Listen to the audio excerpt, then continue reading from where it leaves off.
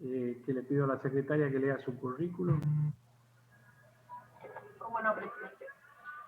El doctor Francisco Yungeval es profesor titular del Plenario de Derecho Concursal en la Universidad Nacional de Córdoba desde 1996. Es profesor titular de la materia Derecho del Consumo en la misma universidad. Doctor en Derecho y Ciencias Sociales de la Universidad de Córdoba, con tesis sobresaliente sobre responsabilidad civil de los administradores societarios, 1995. Es profesor de posgrado en diversas universidades del país, Premio Academia Nacional de Derecho de Córdoba, 1998, miembro de la Comisión Reformadora de la Ley 24.522 de concursos y quiebras en materia de sobreendeudamiento del consumidor y microempresas. Autor de 25 libros de la especialidad, autor de más de 500 artículos en diversas revistas especializadas, disertante en más de 350 conferencias en diversas universidades e instituciones jurídicas. Ex juez concursal de la ciudad de Córdoba a partir de 1984. Ex fiscal de Cámara Civil y Comercial, 1989 al 2017. Ex director del Instituto de Estudios de la Magistratura de la Asociación de Magistrados de la provincia de Córdoba. Presidente honorario de la Fundación para el Estudio de Derecho Concursal y la empresa en crisis Pablo Van Nieuwenhofer. Es director del Departamento de Derecho Comercial de la Facultad de Derecho de la Universidad de Córdoba. Profesor honorario de la Universidad Aconcagua, Mendoza. Director del Semanario Jurídico de Comercio y Justicia. Investigador categoría 1 por la CONEAU en el ámbito universitario. Muchas gracias, secretaria. Doctor, adelante. Buenos días. En primer lugar, mi agradecimiento a los presidentes de ambas comisiones, el ingeniero Martínez, el doctor Parrilli, por la invitación. Y bueno, un gusto compartir con ustedes una vez más, después de ya varios años, una sesión de comisión en el Senado, en el Honorable Senado, donde se va a discutir realmente aspectos tan importantes como es la tutela adecuada del consumidor y usuario en nuestro país. Una primera observación que me gustaría hacer, aunque ustedes obviamente ya lo tienen que saber, es que virtualmente hay 3 proyectos en el Congreso de la Nación que han ido perfeccionando el que se inició originariamente, por lo cual en gran medida hay una convergencia de opiniones y casi podríamos decir que en este aspecto vamos todos poniéndonos de acuerdo y no hay grandes disidencias, tal como lo señaló con toda claridad el doctor Sergio Baroselli, o el Seba Baroselli, perdón por el trato coloquial. Yo quiero señalar que indudablemente este proyecto ha implicado en su génesis un enorme esfuerzo de redacción e incorporación de un verdadero código, y en eso coincido, que más que una ley debe nominarse como Código del Derecho del Consumidor. También quiero señalar algo que dijo el Fede Álvarez Larrondo y que yo, que he sido su jurado de tesis, lo puedo decir con toda claridad. Todo lo que él nos enseña de la inteligencia artificial es apasionante, pero está implícito en las normas de tutela que contienen el actual código. Él dice que no, yo digo que sí. Y la experiencia es que con las cooperativas de trabajo, cuando peleamos por ellas allá en el 2009, 2010, cuando recién empezaban las empresas recuperadas para que se incorporaran a la ley concursal, bastó un solo artículo, una modificación en el artículo 190 para que las empresas recuperadas fueran una realidad. Entonces, cuidado, porque hablamos de revoluciones. Yo también quiero la máxima revolución, quiero un mundo más justo, más equitativo y con mejor distribución y con tutela de los más débiles. Pero ¿saben qué? Mientras esperamos la obra perfecta, siguen las necesidades, sobre todo en el interior de nuestro país federal, que es lo que el Seba Baroselli no alcanzó a desarrollar, que realmente son enormes.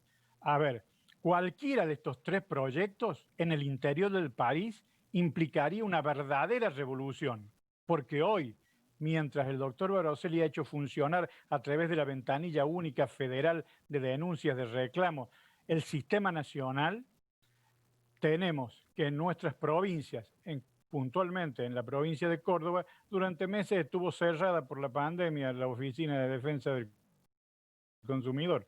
No se consideró esencial esa tarea y por lo tanto había algún teletrabajo mínimo que obviamente hizo que los consumidores en la provincia de Córdoba fueran abandonados a su suerte. Y esto también hay que decirlo. El maltrato es permanente. Piensen ustedes en un hipermercado que además tiene bocas de una entidad bancaria, cualquiera sea ella para su atención. Gente grande que iba a hacer la cola para entrar a hacer las compras de 8 a 9 de la mañana, porque ese era el horario con el cual se tutelaba a la tercera edad, tenía luego que salir del supermercado y hacer otra cola para poder utilizar algunos de los medios virtuales de pago como el RappiPago, Pago Fácil, Pago Mis Cuentas, el que ustedes quieran decir. Es decir, y ese maltrato se mantiene hoy aquí en el interior del país, con lo cual para nosotros cualquiera de estos códigos implicaría un enorme avance y agradecemos el proyecto originario que puso sobre el Congreso nuevamente el interés por el Código de los Consumidores. Coincido plenamente que en el artículo 5 la principiología está excelente y hay un principio que el doctor Baroselli quiere agregarlo, un principio que es propio del derecho, mis queridos amigos. Lo que pasa es que los chicos jóvenes creen que todo empezó ahora. El principio de realidad, ¿quiere incorporarlo? Pues lo incorporemos. El principio de realidad es del derecho, porque el derecho es un medio instrumental al servicio del hombre. Lo decía Jacques Maritain, ese gran filósofo social cristiano, allá en su discurso en las Naciones Unidas. Entonces, el derecho debe respetar la realidad. De lo contrario, como diría Ortega y Gasset, se dividen el derecho dogmático instrumental de la realidad regulada o legislada y obviamente se produce un divorcio inaceptable. Por lo tanto, cualquier juez o cualquier operador del derecho sabe que en materia hoy de ordenamientos jurídicos y fundamentalmente a través de la incorporación en el Código Civil y Comercial de los artículos 1 a 3, que hablan de la finalidad de las leyes y también de una interpretación concorde con la Constitución, los tratados constitucionalizados y las convenciones que hemos constitucionalizado a través del artículo 75, inciso 22, 75, inciso 23, que es la tutela de los hipervulnerables. Ya están tutelados en la Constitución del 94, los hipervulnerables. Nada más que, a ver, si nos pasamos discutiendo el nomen juris, o sea, la nomenclatura, ¿cómo le llamamos a estos sujetos que son hipervulnerables como todos los consumidores? Cuidado, pero que tienen una vulnerabilidad agravada por la situación de la edad, el género, la discapacidad, la enfermedad o las circunstancias, como puede ser la pobreza, porque hoy la pobreza es una forma de hipervulnerabilidad. Y también, obviamente, el sobreendeudamiento. Entonces, aclarando estas cuestiones, yo lo que le quiero pedir al honorable, a ustedes como comisión, es que comprendan que lo perfecto es el enemigo de lo bueno. Ojalá puedan, no le digo aprobar el proyecto que ustedes tienen ahora, me conformo con este o con el Frente de Todos o con cualquiera de los otros proyectos. Pero por favor, desde el interior les pido, dennos un instrumento que supere la ley 24240 y que obligue también a todo el cuerpo de la nación a tener normas más actualizadas y que realmente se le dé como política pública de Estado a las direcciones de defensa del consumidor del interior todos los medios presupuestarios que son imprescindibles. El año pasado, todavía en una reunión presencial que teníamos en Córdoba, uno de los, el subdirector de Defensa del Consumidor hablaba que con el número de inspectores que tenía, obviamente no podía hacer las constataciones de oficio que también señala el doctor Varaceli que ha hecho. Entonces, en Córdoba nos encontramos que hay un montón de incumplimientos, un montón de situaciones sancionables, de prácticas abusivas y que en definitiva, ¿qué sucede? Quedan impunes. ¿Sí? ¿Por qué? Porque no hay cómo constatarlas. Es decir, las direcciones de defensa del consumidor no tienen los medios ni los elementos. Y los consumidores, obviamente, no tienen la forma de acceder. ¿Por qué? Porque acá no tenemos ni siquiera un sistema de Internet lo suficientemente confiable como todos ustedes saben. Ya deteniéndonos unos minutos en el crédito, en el capítulo 10 del proyecto, crédito para el consumo y tutela frente al sobreendeudamiento, quiero decirles que se observa también virtualmente una redacción similar en los 3 o 4 proyectos. En primer lugar, se clasifica adecuadamente en el artículo, están tratadas del artículo 77 al 96. Y hay dos diferencias muy importantes en las cuales voy a adherir sí a la tesis del otro proyecto, es decir, del que defendió Varaceli, que es el del Frente de Todos. En las operaciones de crédito para consumo, ¿no es cierto? Cualquiera sea la modalidad de la operatoria, así sea IA o entorno digital, es decir, señores, no tratemos de buscar la norma perfecta que enumere todas las alternativas de marketing digital. Está, cualquiera sea la modalidad de la operatoria. El crédito para el consumo se entiende configurado cuando el proveedor, en ejercicio de su actividad, concede al consumidor un préstamo dinerario para la adquisición de bienes o la prestación de servicios como destinatario final. Y también, como lo dice el mismo cuerpo, el mismo artículo, cuando en aquellos supuestos en que el propio proveedor ofrece financiación para la venta de sus productos y para la prestación de sus servicios.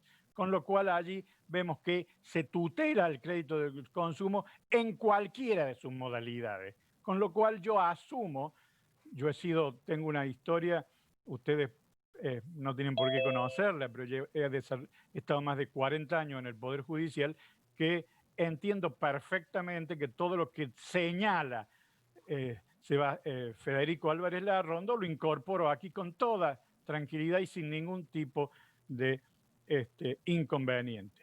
Y estos créditos para el consumo nacen con una serie de presunciones. Y aquí sí asumo la crítica de Federico Álvarez Larrondo.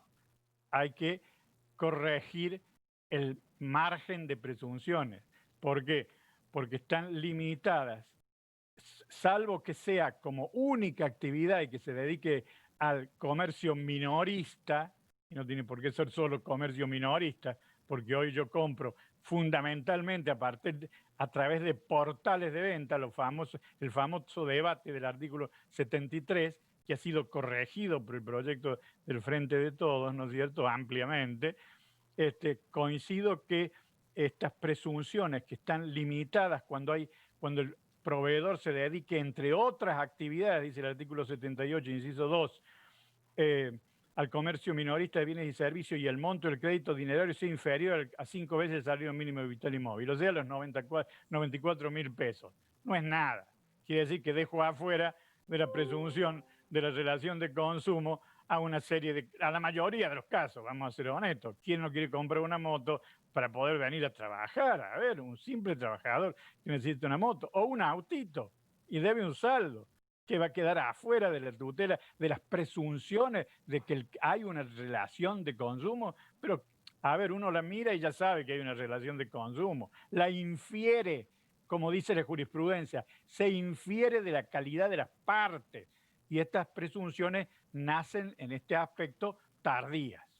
Pero se incorpora un principio fundamental, que ya estaba también dentro del Código Civil y Comercial, pero que es importante que se lo señale en una lectura, en una ley o una legislación de esta naturaleza. El principio de préstamo responsable. Y este punto está muy bien desarrollado. ¿Por qué está muy bien desarrollado? Porque cada uno de los incisos del artículo 79 manda a indagar acerca de las necesidades concretas del consumidor y sobre su capacidad de pago, a asegurar y aconsejar al consumidor. O sea que la obligación de información se califica como información de consejo. A mí no me basta informar, porque ustedes muy bien saben que a través de la cantidad de la sobreinformación, que también está sancionada en los nuevos proyectos, a veces se desinforma. Pero lo real y cierto es que hay que aconsejar adecuadamente la toma del empréstito o de la financiación conforme a las opciones disponibles.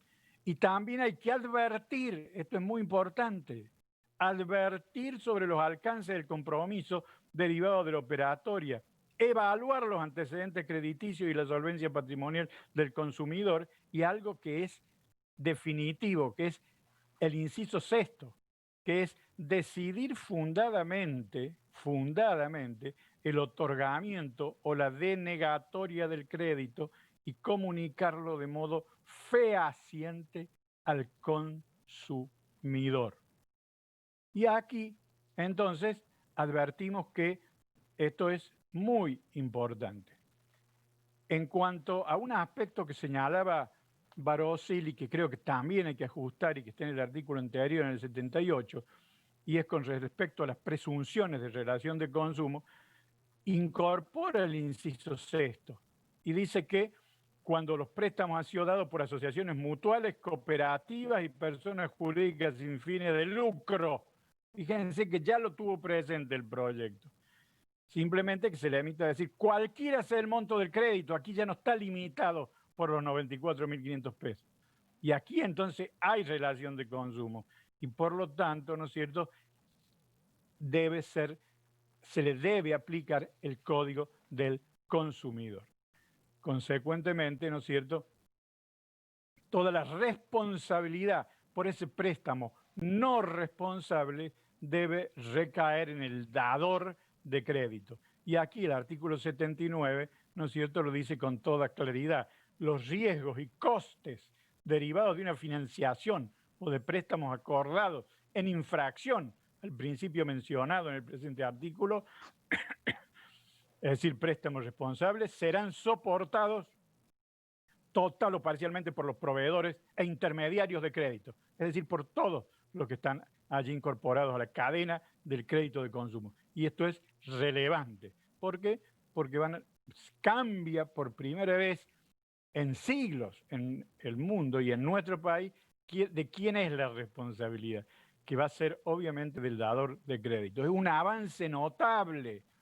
Entonces yo prefiero ver la mitad de la botella, perdón el ejemplo tan casero, llena. Es decir, cualquiera de estos proyectos avanza notablemente sobre la ley 24.240.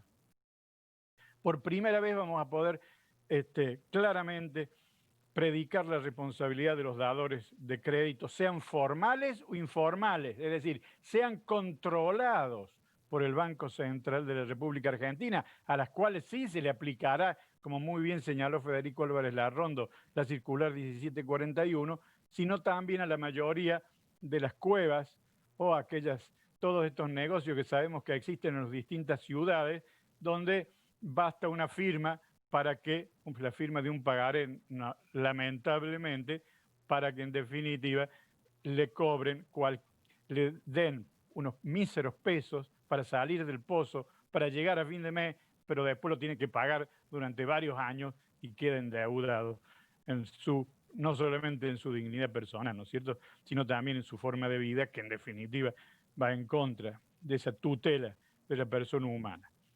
Y el artículo 80 va a predicar políticas de protección del consumidor en el mercado de crédito. Y esto es fundamental. Obviamente ustedes me dirán, bueno, pero todo el régimen del consumidor es un régimen tutelar. Bueno, pero tiene que haber políticas especiales dentro del mercado de crédito. ¿Por qué? Porque la operatoria es específica.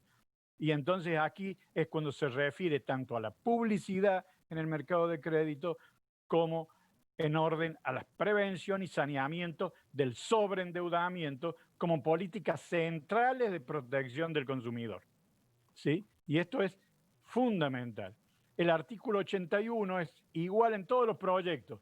¿Por qué? Porque se limita a definir lo que es sobreendeudamiento con una visión adecuada desde la visión de esta persona humana que no realiza actividad económica organizada, y dice que el sobreendeudamiento del consumidor es la situación caracterizada por la grave dificultad para afrontar el cumplimiento de las obligaciones exigibles o de pronta exigibilidad, está muy bien, puede ser inminente, no necesariamente exigible, que compromete el acceso y el goce de bienes esenciales, es decir, que pone en juego la posibilidad de una vida digna.